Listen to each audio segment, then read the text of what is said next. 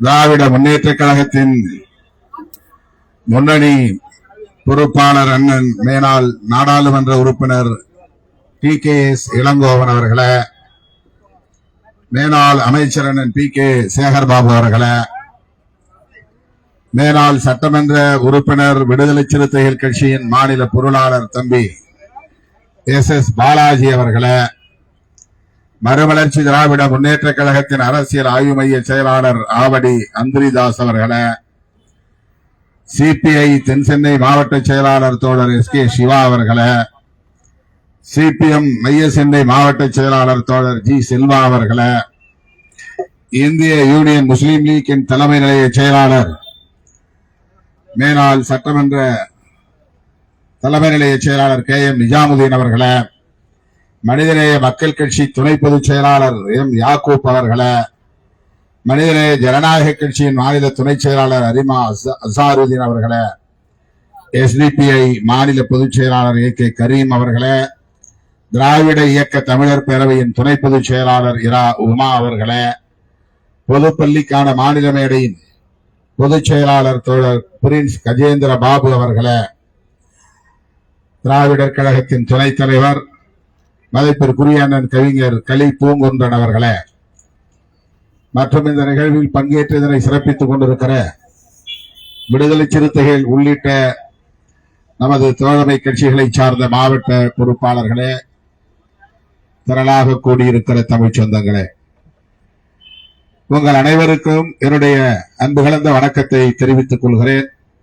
தவிர்க்க முடியாத நிகழ்ச்சி ஒன்றில் நான் பங்கேற்று ஒரு சந்திப்பையும் முடித்துக் கொண்டு இங்கு வந்து சேர சற்று காலத்தாழ்வு நேர்ந்து விட்டது.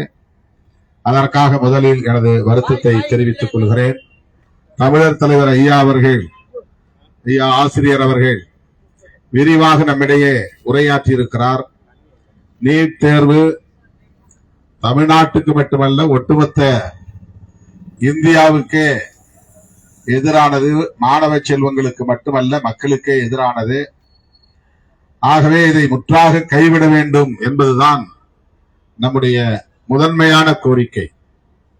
விடுதலை சிறுத்தைகள் கட்சியை பொறுத்தவரையில் தொடர்ந்து நீட் தேர்வை முற்றாக கைவிட வேண்டும், இது தமிழ்நாட்டு கோரிக்கை அல்ல, இந்திய தேசத்தின் கோரிக்கை என்று திரும்ப திரும்ப வலியுறுத்தி வருகிறோம். கடந்த மே மாதம் 3ஆம் தேதி நடைபெற்ற நுழைவுத் தேர்வை திடுமென 13ஆம் தேதி என்று கருதுகிறேன் ரத்து செய்துவிட்டது தேசிய தேர்வு முகமை. அதற்கு காரணம்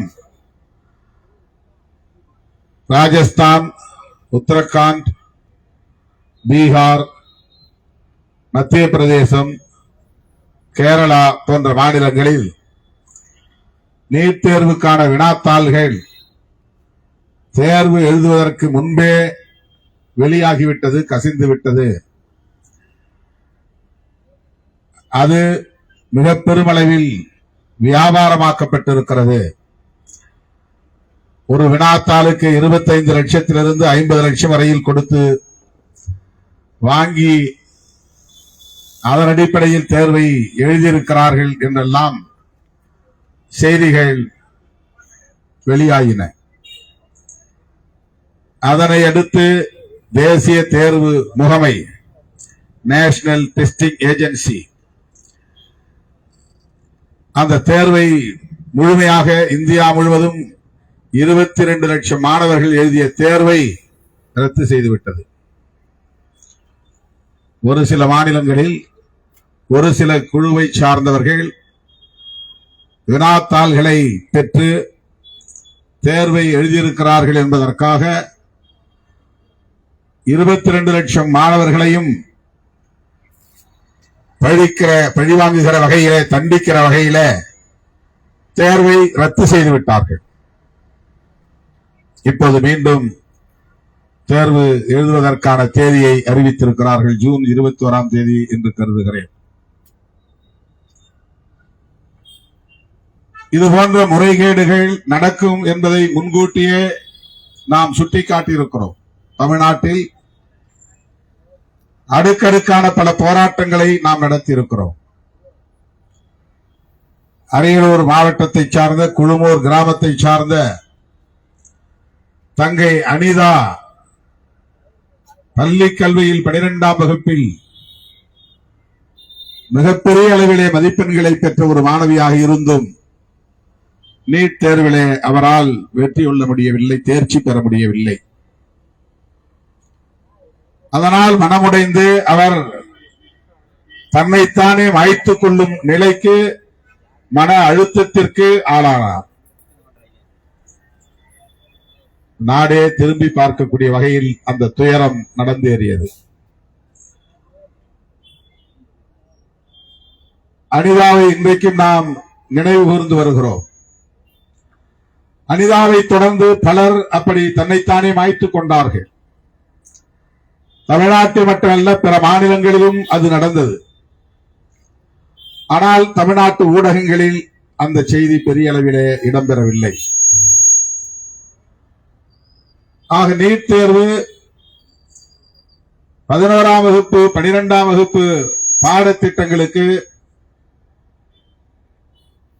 எந்த முக்கியத்துவத்தையும் அளிக்கவில்லை.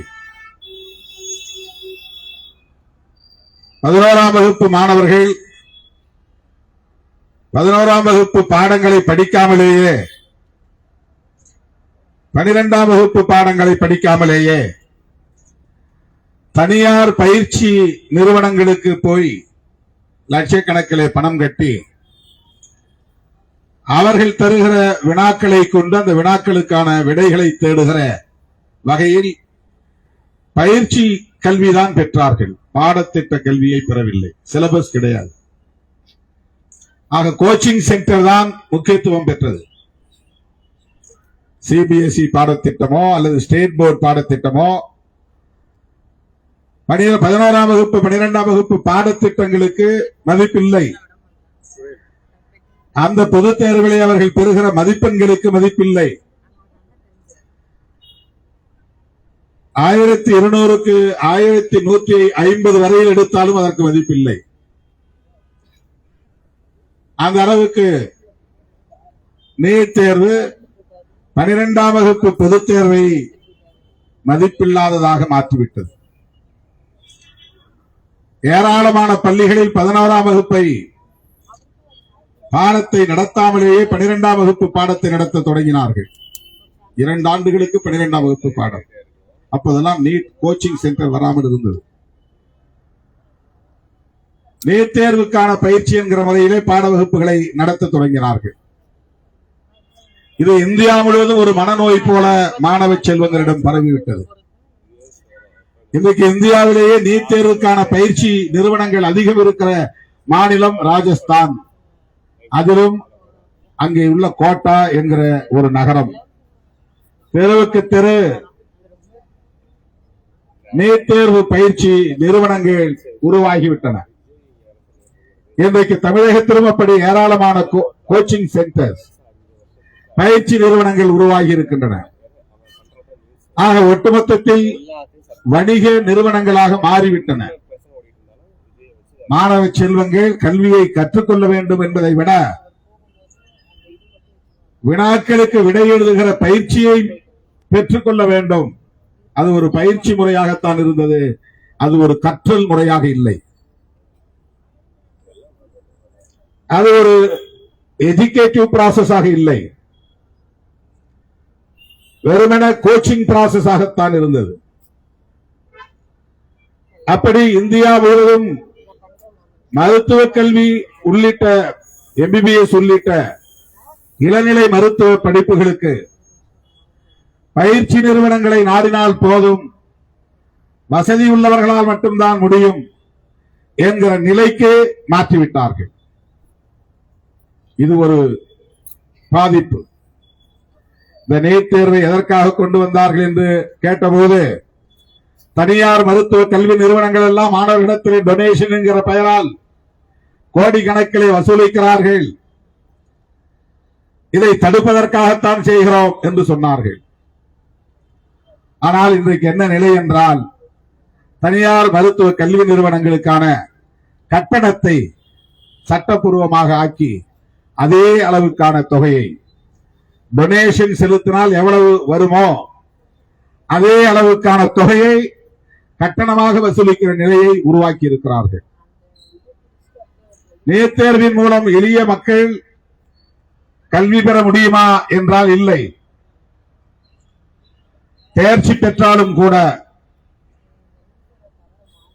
அவர்கள் அரசு நிர்ணயிக்கிற கட்டணத்தை செலுத்த முடியாத அளவுக்கு தனியார் கல்வி நிறுவனங்களுக்கு கட்டண வரையறையை முடிவு செய்திருக்கிறார்கள். ஆகவே இந்த நீட் தேர்வால் தனியார் கல்வி நிறுவனங்களின் கொள்ளையை தடுக்க முடியவில்லை என்பதுதான் யதார்த்தமான உண்மை. அரசு கல்வி நிறுவனங்களில் மிக குறைந்த கட்டணம், அது மிகவும் உயர்ந்த தரத்தை, அதாவது டாப் ரேங்க், அந்த அளவுக்கான இடத்துக்கு வருகிற மாணவர்களால் முடியும். அது கோச்சிங் சென்டரிலே படிக்கிற மாணவர்களால் தான் முடியும். அதுவும் இதுபோல வினாத்தாள்களை லட்சக்கணக்கிலே கொடுத்து வினாத்தாள்களை தேர்வுக்கு முன்னரே வாங்கி படிக்கிறவர்களால் தான் முடியும். இப்படி ஒரு நிலையை ஏற்படுத்தியது நீட் தேர்வு முகமை. நேஷனல் டெஸ்டிங் ஏஜென்சி மூலமாக இந்திய அரசு இந்த ஒரு சூழலை உருவாக்கியது. இங்கே நம்முடைய ஆசிரியர் உள்ளிட்ட தலைவர்கள் வலியுறுத்தி இருக்கிற முக்கியமான கருத்து,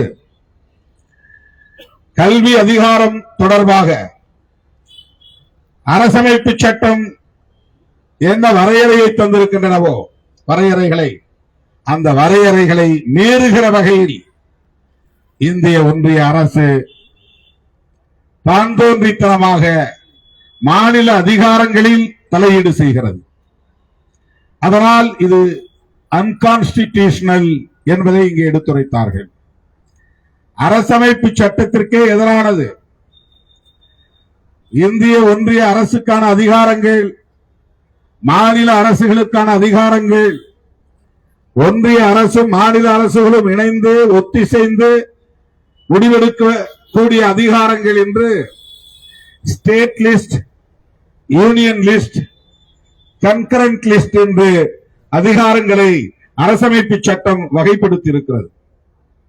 இந்திய ஒன்றிய அரசுக்கான அதிகாரங்கள் எந்தெந்த துறைகளில் உள்ளன என்பது வரையறுக்கப்பட்டிருக்கிறது. அதுவே மாநில அரசுகள் தலையீடு செய்ய முடியாது. மாநில அரசுகளுக்கான அதிகாரங்கள் என்னென்ன, எந்தெந்த துறைகளை சார்ந்த அதிகாரங்கள், இவையும் வரையறுக்கப்பட்டு விட்டன. இந்திய ஒன்றிய அரசு அந்த அதிகார பட்டியலுக்குள் தலையீடு செய்யக்கூடாது. கன்கரண்ட் லிஸ்ட், இரு அரசுகளும், ஒன்றிய அரசு மாநில அரசு, இவை கலந்து பேசி ஒரு ஒத்திசைவுக்கு வர வேண்டும். அதுதான் கன்கரன்ஸ்.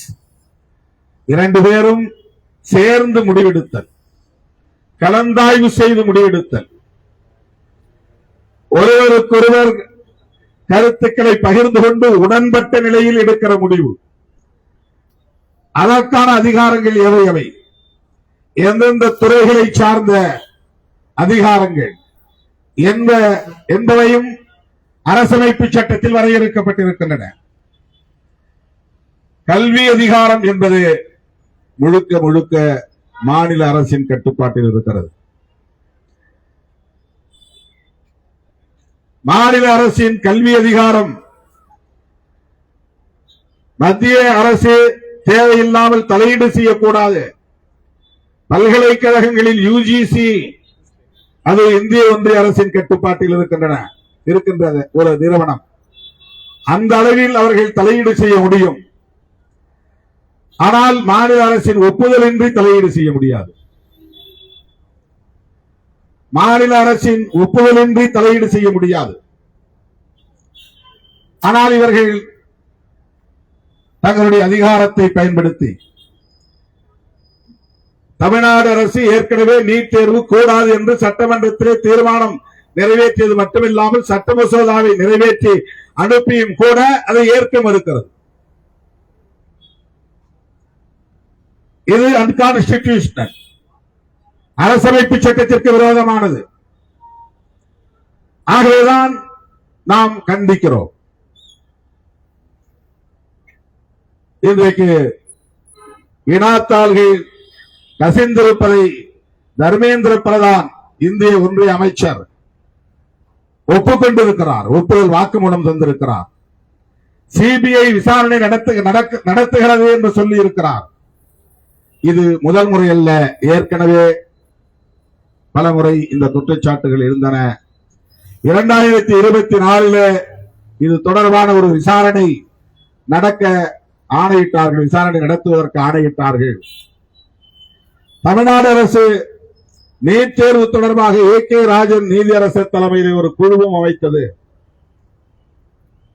இப்படியெல்லாம் நீட் தேர்வுக்கு எதிரான நிலைமைகள் போய்கொண்டிருக்கிற நிலையில்தான் இன்றைக்கு திராவிடர் கழகத்தின் தலைமையில் இந்த ஆர்ப்பாட்டம் ஒருங்கிணைக்கப்பட்டிருக்கிறது. திராவிடர் கழகம் அனைத்து கட்சிகளுக்கும் ஒரு தாய் கழகமாக தமிழகத்தில் இயங்கிக் கொண்டிருக்கிறது என்பதை நாம் அறிவோம்.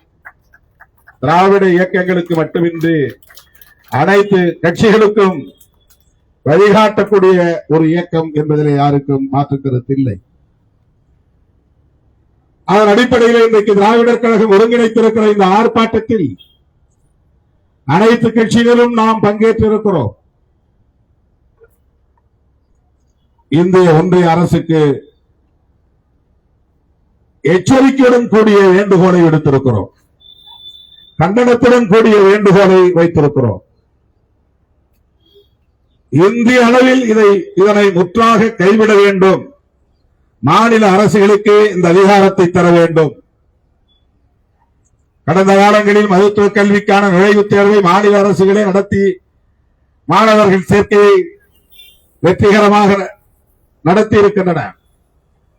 ஆனால் அதன் பிறகு கலைஞருடைய ஆட்சி காலத்தில் தொழிற்கல்விக்கான நுழைவுத் தேர்வையும் ரத்து செய்கிற சட்டம் கொண்டு வந்தார்கள். 12ஆம் வகுப்பு மதிப்பெண்களின் அடிப்படையிலேயே மாணவர் சேர்க்கையை நடத்திக் கொள்ளலாம் என்கிற ஒரு சூழலை தமிழ்நாட்டில் திமுக அரசு உருவாக்கியது. ஆக அதனையே பின்பற்ற வேண்டும். புதிதாக ஆட்சி பொறுப்பேற்றிருக்கிற தமிழக அரசும் அதை பின்பற்ற வேண்டும் என்கிற வேண்டுகோளை விடுதலை சிறுத்தைகள் கட்சியின் சார்பிலே நான் வைக்க கடமைப்பட்டிருக்கிறேன். தமிழ்நாட்டு மாணவர்களின் நலன் மட்டுமல்ல, இந்தியா முழுவதும் லட்சக்கணக்கான மாணவர்களின் நலன்களை கருத்தில் கொண்டு இதனை நாம் முன்னெடுக்க வேண்டும். பிற மாநிலங்களில் இதற்கான விழிப்புணர்வையும் நாம் ஏற்படுத்த வேண்டும். நீட் தேர்வுக்கான விழிப்புணர்வை பிற மாநில ஜனநாயக சக்திகளை ஒருங்கிணைத்து அணிதிரட்ட வேண்டிய தேவை இருக்கிறது. திராவிடர் கழகம் அத்தகைய முன்னெடுப்பையும் செய்ய வேண்டும். முதலில் தென்னிந்திய அளவிலாவது அத்தகைய முன்னெடுப்பை செய்ய வேண்டும். அகில இந்திய அளவில் இதுபோன்ற ஒரு போக்கான கருத்துக்களை முன்வைப்பதற்கும் மக்கள் நலன் சார்ந்த போராட்டங்களை முன்னெடுப்பதற்கும் தமிழ்நாடு வழிகாட்டும் மாநிலமாக இருந்து வருகிறது, முன்னோடி மாநிலமாக இருந்து வருகிறது. அதிலும் குறிப்பாக திராவிடர் கழகம் அதற்கான பல முன்னெடுப்புகளை எடுத்திருக்கிற வரலாறும் உண்டு. ஆகவே நீட் தேர்வை இந்திய அளவில் முற்றாக கைவிட வேண்டும் என்று வலியுறுத்தக்கூடிய வகையில் தென்னிந்திய மாநிலங்களை ஒருங்கிணைப்பதற்கான முன்முயற்சியை திராவிடர் கழகம் மேற்கொள்ளுமானால் விடுதலை சிறுத்தைகள் உற்ற துணையாக இருப்போம் என்பதை இந்த நேரத்திலே சொல்லி, விலைவாசி உயர்வை, பெட்ரோல் டீசல் விலைவாசி உயர்வை இந்திய ஒன்றிய அரசு நிபந்தனையற்ற முறையில் உடனடியாக திரும்பப் பெற வேண்டும் எனவும் இந்த சந்தர்ப்பத்தை பயன்படுத்தி வேண்டுகோள் விடுத்து வாய்ப்புக்கு நன்றி கூறி முடிக்கிறேன். நன்றி, வணக்கம்.